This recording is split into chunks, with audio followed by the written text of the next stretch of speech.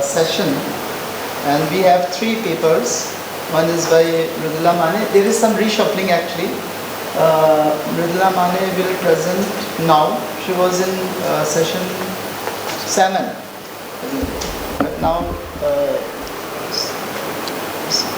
Tejaswini requested that she will be presenting in the last session, whereas Mrudula Mane will be presenting in her place. And then Akia will be presenting another paper, and then Dr. Park will be presenting in this session.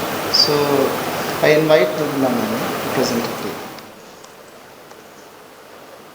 Sorry, give me a second. The paper that we are presenting is titled as Digital Ways for Time Travelers, and I intend to share some of the photogrammetric documentation of few sites of Konkan geoglyphs.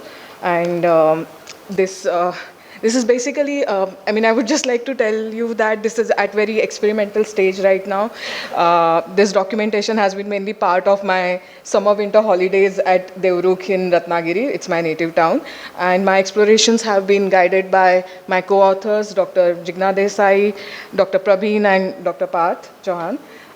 You already know both of them, whereas me and Dr. Jigna Desai, we are architects, and our specialization is in conservation of built heritage studies. So ours is a multidisciplinary team, and we are trying to see that how some of the digital techniques that we are using in built heritage studies that can be extended for the archaeological studies as well. And it is actually interesting to share that many of these advancements in the digital techniques actually happened due to the requirements of archaeological sites, and then these techniques were shared with the built heritage or adopted for the built heritage studies. So I believe there is already a history of exchange of methodologies and knowledge between archaeology and architecture. But still, if I use any wrong terminologies, then please don't mind. So moving forward, I think there's already a lot has been said about the Konkan geoglyphs, plus later on Tejaswini and Pallavi will be also talking about it. So I will not get into the background of Konkan geoglyphs, but we all will agree that the documentation remains a major challenge due to the nature of sites that we are observing, and also some of the other issues related to the site access and the need for standardization. So right now, documentation of these sites is still kind of being discussed and developed. So that's the current stage. In built heritage studies, we follow these guidelines by International Council of Monuments and Sites, guidelines for or principles for the recording of monuments and group of buildings and sites. So they say that documentation is one of the principal ways available to give meaning, understanding, defining, and recognition of values associated with the cultural sites. So that's the basic requirement. I'm sure that it remains same for the archaeological sites as well. And these are the principles that we always follow. Foremost requirement of documentation is documentation as per the existing condition. That is a non-negotiable requirement from preservation as well as from analysis point of view.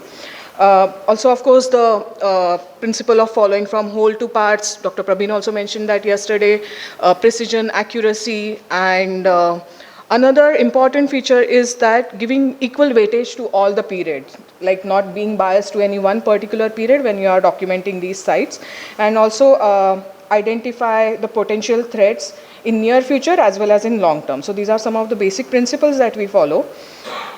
In case of Konkan geoglyphs, there are many aspects which are still unknown. Few things are known. At least we believe that those things are known. But in order to make sense of what we know, and in order to kind of investigate further what we don't know, there is a need for a very comprehensive documentation at different scales. So even those scales needs to be identified, that at what scales do we conduct these documentation techniques and sessions. So that is something that can be discussed further after Pallavi's presentation as well. Presently, the conventional methods are mainly based on our individual observations. They are based on like our understanding or our ability to measure and draw and to transfer those observations in some of the other formats. The problem with conventional methods are they are inadequate in terms of the accuracy. The main gap is that they are subjected to human skills. So probably the way I am documenting will differ from how Prabin would document or how Pallavi would document. So that consistency is not really there in the conventional method. So the standardization becomes problem. Also, there is a limitation of integration of multiple data sets for in case of manual documentation methods. So that is another issue to address. And for the case of sensitive sites, also the physical contact is necessary with the sites. So with the digital techniques, that is something that can be avoided. Yeah, so the question is that then what are the alternatives? Presently, these are the alternatives that are available for digital techniques. They are constantly evolving. Most of you are already aware of GIS. We are also in built heritage studies now. We are developing our skills for GIS as well. Then the architectural photography, photogrammetry, which is the main discussion today. And especially I'll be talking about the close range terrestrial photogrammetry. 3D LiDAR scanning, that is something probably we can discuss in near future. Also, integration of these different techniques is something very important so that we can enhance qualitative as well as quantitative output. So while those techniques are available, the counterpart of those techniques or the software requirements of those techniques are listed in this side of the table. So these are commonly available and quite accurate softwares which we are presently using. And they give different kind of results, so you constantly need to also update various aspects of these softwares as well. For photogrammetry, Aegis of Metashape is something very common and it's quite user-friendly software. And as per the requirement of site and its context, one can use the combination of methods. We don't have to select any one method. It is never either this or that. It can be combination of methods, and these methods can be selected based on two parameters. One is object or size of the cultural asset that we are looking at, and the complexity of it. So you will see that the terrestrial photogrammetry can actually give us information for quite a fairly complex sites as well as fairly large sites, almost up till 100 meters. And then there are other techniques as well. So these are the two main criteria for selection of the methods. Now I'll just jump to the photogrammetry part. So as the name implies, it is a three-dimensional coordinate measuring technique that uses photographs as a fundamental medium for taking measurements. This is an illustration which tells you that what kind of photographs one needs to take, also in what sequence. The basic principle of photogrammetry also remains the triangulation, what we follow even in manual techniques. So by taking photographs from at least two different locations and by establishing the line of sight, each software calculates those each points, and then the technique enables us to measure those points in the image space and then calculate the 3D coordinates. So these terminologies are more related to the software, but something that we can measure in 2D and then also calculate the 3D coordinates. That's the basic principle of photogrammetry. The prerequisite or the way we conduct photogrammetry is one needs to take multiple photographs with a fixed focal length.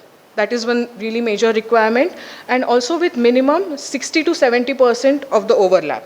So even in the illustration, you will see that there is a proper overlap. So this is photo 1, and then this is second photo. So there is at least this much of overlap between any two photographs. So unless and until there is an overlap, the software will not, or the algorithm will not process your photos. So these two are the prerequisites.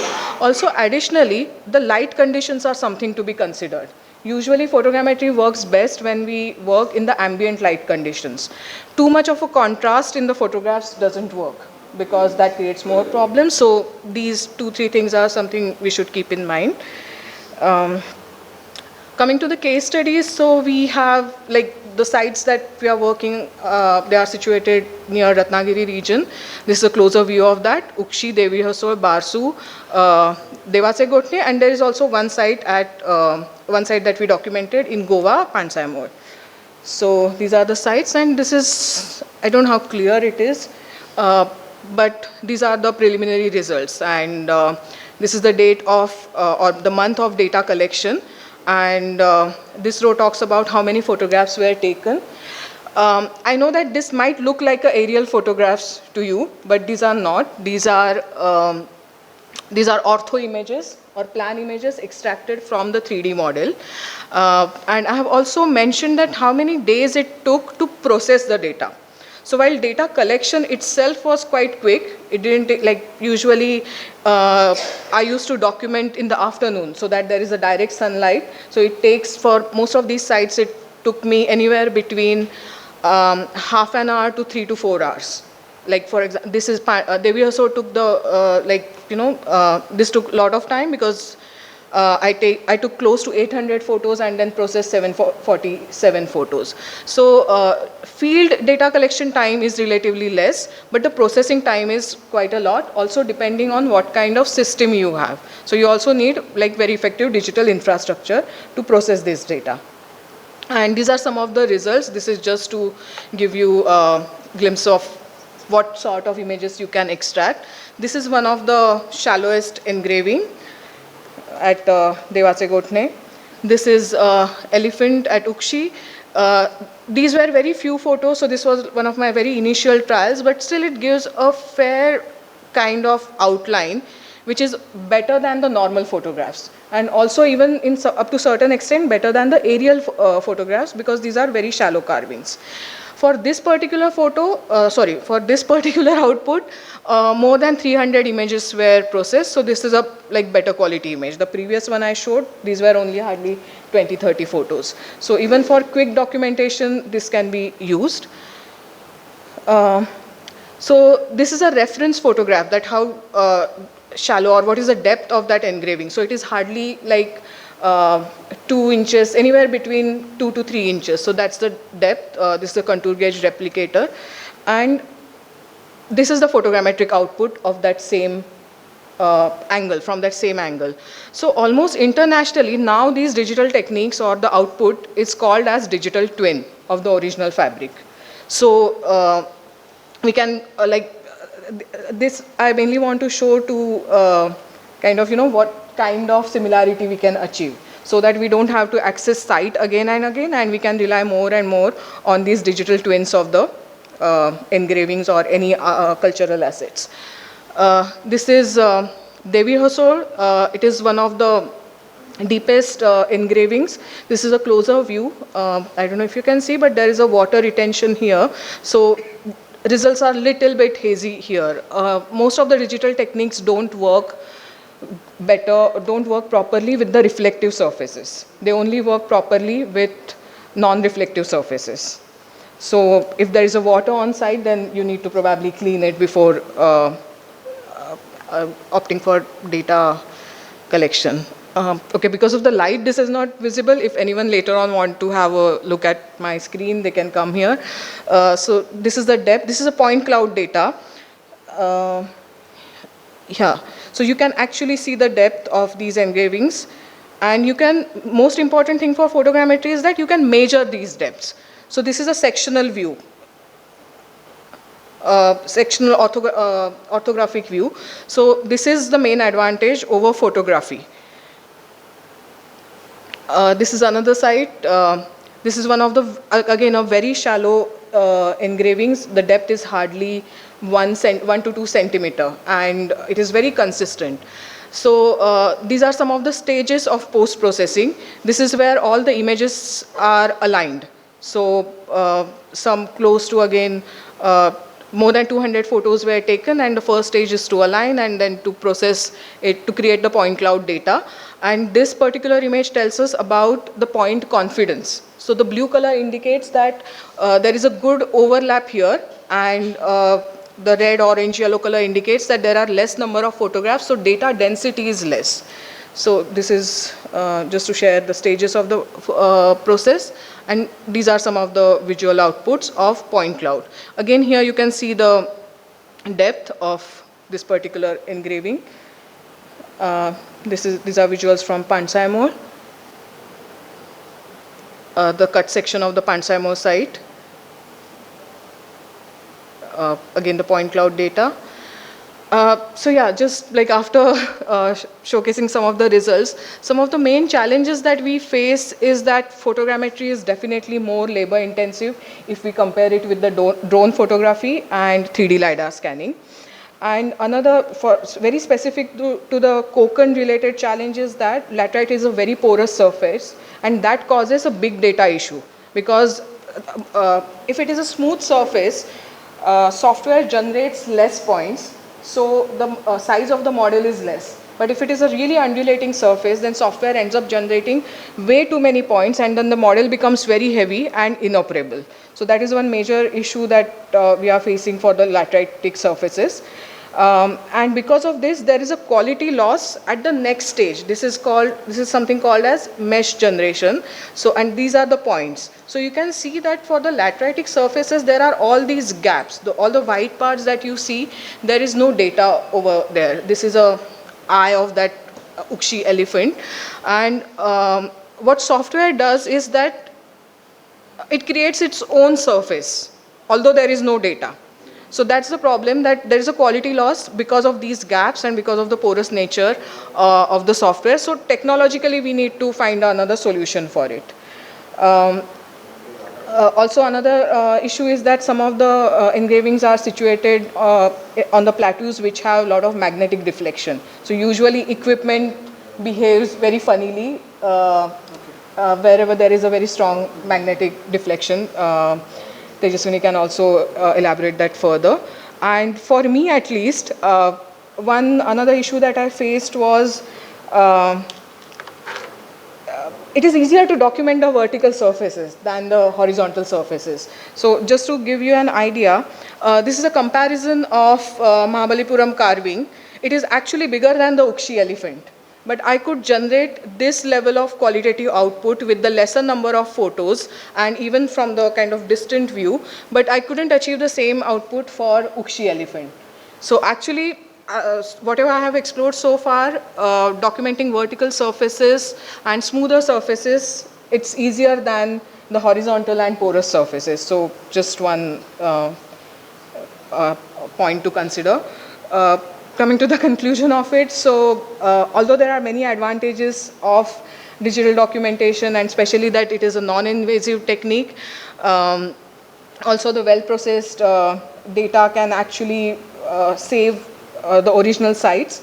There is immense level of accuracy, and another advantage is that the realistic visual form of the data is effective for interaction with common people as well.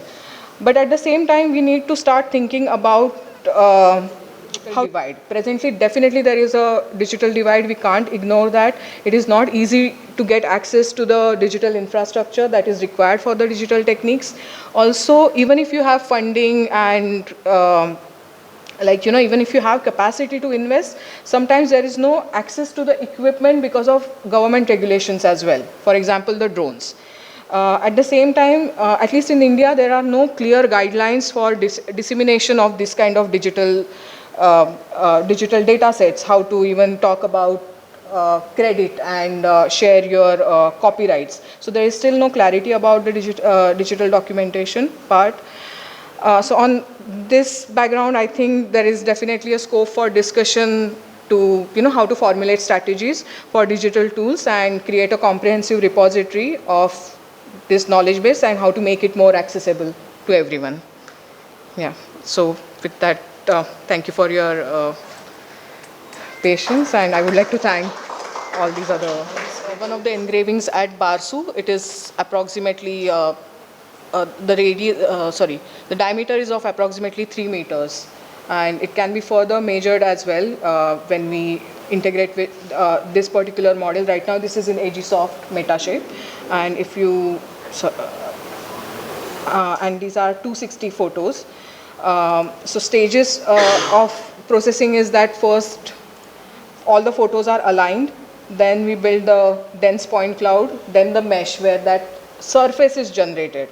So these are some of the steps, and then also the texture is generated. So the problem that I was mentioning about the laterite is that Presently, we are unable to build mesh and texture for lateritic surfaces. The models become too heavy to create that sort of mesh, and even if the mesh is created, there is a quality loss. It doesn't give you that same kind of crispness. So all the 260 photographs, once they are aligned, you get something like this kind of view. And yeah, all the blue rectangles that you see, so these are the photographs taken at particular angle. And as I said, the focal length is constant. Initially, I also tried using tripod, but it was more time consuming. So eventually, I just used my own height as consistently taking photos, and some of the photos with, like I used to bend down. So most of the photos are from the distance of anywhere between 2 to 5 feet, not more than that. If we go beyond that height, then the data is kind of less accurate. So yeah, these are the photos, and and this is the initial stage of alignment. After alignment, then when we create the dense point cloud, this is the kind of result that you can get. And if you go closer, you will realize that these are only points. So actually, there is no surface over here. So the entire image that we are seeing is made up of like all these dense points. And to be able to see the depth,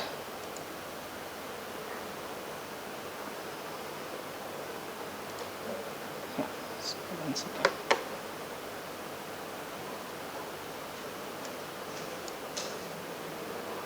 Here. So almost very minute undulations are also seen. This is the cut section of it. Yeah, so this is Barsu, and I'll just also, in comparison with this, I'll also show the Devi Hasor site. So for Devi Hasor, more than 700 photographs were aligned, and this is what took me, like on-site data collection took approximately 3 to 4 hours.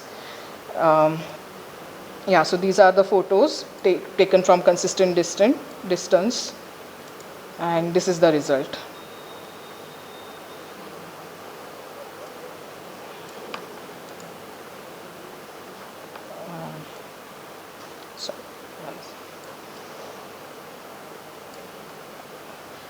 So there's no space for mouse to kind of.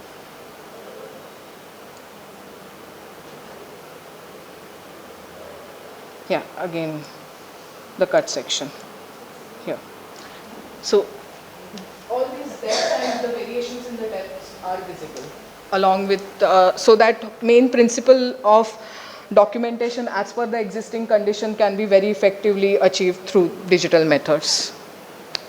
Yeah, that's it. Thank you for photographs. This technique is based on photographs. The 3D LiDAR scanning is based on the laser pulse. Yeah. So the scanner imitates the laser pulse at certain frequency. It is safe for human eye, even if it is laser. And then that pulse hits the surface, it comes back, similar to sonar principle, and the time between that return journey is calculated, so that calculated to generate the surface as well as to take measurements. So as a conservation architect, which data is more suitable for you, whether it is laser technique or this photogrammetry? Yes, so it's the same thing me and Pallavi were also discussing yesterday. We are actually moving towards using both the techniques. That's what, in fact, with Pallavi's permission, if I can use that sentence again, is as per my understanding, the photogrammetry is good for qualitative data collection, especially for colors and textures, whereas 3D LiDAR scanning is more effective for volumetric data collection. So that's the major difference, and when you club the two, it actually gives you a lot better output. It's more enhanced output. And internationally, whatever we have read so far, most of the people are preferring photogrammetry for rock art sites, because especially like, you know, rock paintings, as well as for so Scottish Heritage have developed a very nice repository of rock art, and they have also I can share the link also later. They have also published the guidelines for how to be sensitive towards sites. So that is also something that, yeah. Just quick, can you just give your opinion about the need for cleaning a site before photographing or scanning? Yeah, so my suggestion would be to conduct a photogrammetry before without any cleaning. So even we do something similar for our sites as well. There is a periodic documentation. So one documentation can happen before cleaning the site. So you have that record of how site was found, in what condition it was found. Also just be careful while moving around on the site, even for that documentation. And then after post cleaning, there can be a second data collection. So I would imagine the camera is accessible to so many more people than the Yes, laser. exactly. So only thing the software, the processing requires something maybe everyone. Yeah, but even processing can be we conduct training programs for that at our university as well. So even processing is relatively easier for So photogrammetry. we are more people in the process of documentation. Yes. The photography part. Yeah. The other one would probably require much more funding and more Yeah, specialized yeah. people. So that's another reason to have more of them. Absolutely. So in fact, the Scottish Heritage project that I mentioned, it's a volunteer-based program. In fact, they train volunteers, they go on the site because even they are dealing with this really large quantum of sites. And then the volunteers contribute back with their data sets and the organization processes that. So it's a very good working model. These petroglyphs, there's enormous local interest and Yes. excitement about it. Yeah. So you want to challenge that in a positive way. Yes. So this would be a way of getting people doing something useful. Yes, there is a possibility. Yeah. Thank you.